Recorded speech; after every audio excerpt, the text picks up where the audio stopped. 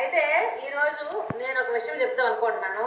ఏంటంటే ఈ గొర్రెలు ఉన్నాయి కదా, గొర్రెలు ఎక్కువ వాడుతుంటారు కదా ఒక పదాన్ని, అన్యులని పోలి ఉండరాదు అని వాడతారు కదా.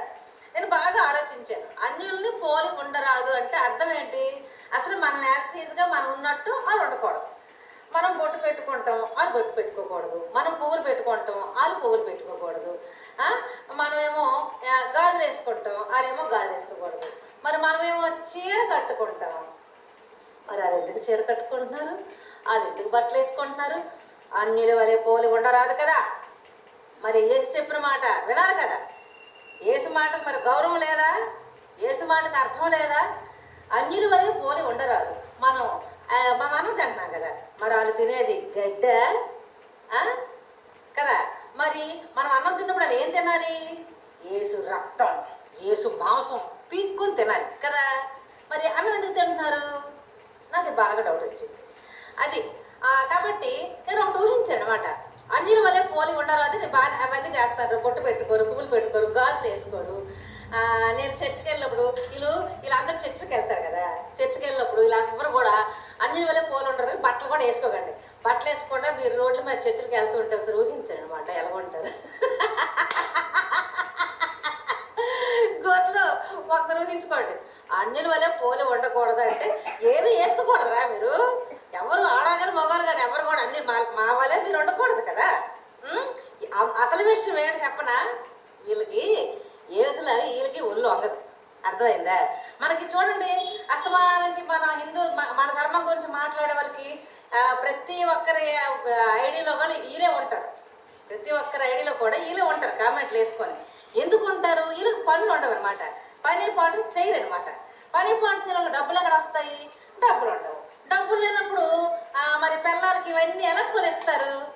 డబ్బులు ఉంటే కదా కొనేస్తారు. కాబట్టి వాళ్ళ దగ్గర డబ్బులు ఉండవు.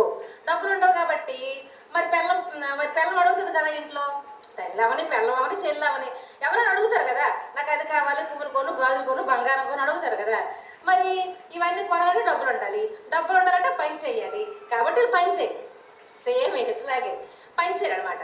పని చేయరు కాబట్టి ఏమంటారు? అన్యుల వలె పోలి ఉండరని ఇది ఒక వంక ఎట్టుకొని ఇల్లంట ఒళ్ళోగా కూర్చోటం అనమాట. అర్థమైందా మీకు? మరి మనలాగా ఉండాలని పోనీ అలాగే మనల్ని చూసి వారం కలరా? మీరు బొట్టు పెట్టుకుంటారు, పువ్వులు వేసుకుంటారు, చీర కట్టుకుంటారు అని మనల్ని ఎగతా చేస్తారు. మనం హిందువులు కదా, మనల్ని చూసి ఎవరైనా మనకి రెండు చేతులు దండం పెట్టే విధంగా మనం అంత లక్షణంగా ఉంటాం. నాకైతే వీళ్ళు పేడమొహాలు చూస్తే అసలు పక్కన కూర్చున్న అన్నం కూడా తినబుద్దేదు. నాకు అంత అది పోతాళ్ళకి అనుకుని ఉంటుంది అనమాట. కాబట్టి అన్యుల్ని పోలి ఉండరాదని ఈ విధంగా వంక పెట్టుకొని వీళ్ళు ఇళ్ళంటే కూర్చొని మగవాళ్ళందరూ కూడా పిల్లం పిల్లలకి మరి ఎలా పెంచుతారో వచ్చింది ఎప్పుడో పనికి వెళ్తారు కదా, 100-50 తెచ్చి ఆ దశం భాగం అని చెప్పేసి పాస్టర్ గడికి ఇచ్చేస్తారు. మరి ఇంత డబ్బులు ఎలా ఉంటాయి? కాబట్టి ఇంట్లో అన్నీ అడుగుతారని చెప్పేసి అన్నిటి వల్లే పోలి వండుకో అని చెప్పేసి ఈ వంకతోటి పాప మా ఇంట్లో పిల్లలకి ఏవి కొనివ్వకుండా వాళ్ళకి ముష్టోళ్ళలాగా ఒరే కొంచెము అర్థం చేసుకోండి, వాళ్ళకి సరదాలు ఉంటాయిరా, చెప్పుకోరు అంతే. కాకపోతే మీరు ఈ వంక పెట్టి అన్నిల వల్ల పోలి ఉండకూడదని చెప్పి ఇళ్ళంటే కూర్చోబెడుతున్నారు. ఇళ్ళంటే కూర్చోబెట్టరు, చర్చలకు తీసుకెళ్తారు, పాపం ఏమీ వేసుకోరు. కాబట్టి అన్నిల వల్లే పోలి ఉండరాదు అన్నప్పుడు కట్టుకోకూడదు, బట్టలు కూడా వేసుకోకండి, అన్నం కూడా తినకండి.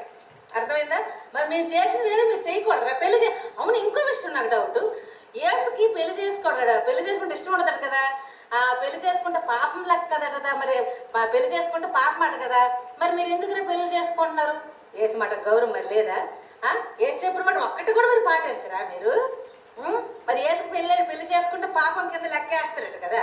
మరి మీరు అందరూ ఇంకా ఒక పెళ్ళి ఏంటి, ఇంకా మాకు తెలుసు కదా, ఇంక చాలా ఉంటాయి పెళ్లి కాకుండా ఇంక వేరేవి. మరి ఇవి కూడా చేసేస్తున్నారు. మరి మీరు ఏసు మాట ఎప్పుడు విన్నొట్టరా మీరు? కాబట్టి నేను చెప్పొచ్చేది ఏంటంటే, మా దేశంలో ఒక పనికిమాలిన పుస్తకాన్ని ప్రచారం చేస్తున్నారు. ఆ పనికిమాలిన పుస్తకాన్ని ప్రచారం చేసే అడ్డగాడిదల్ని మా దేశం నుంచి తరిమేంత వరకు నన్ను ఎవరైనా డిస్టర్బ్ చేశారనుకో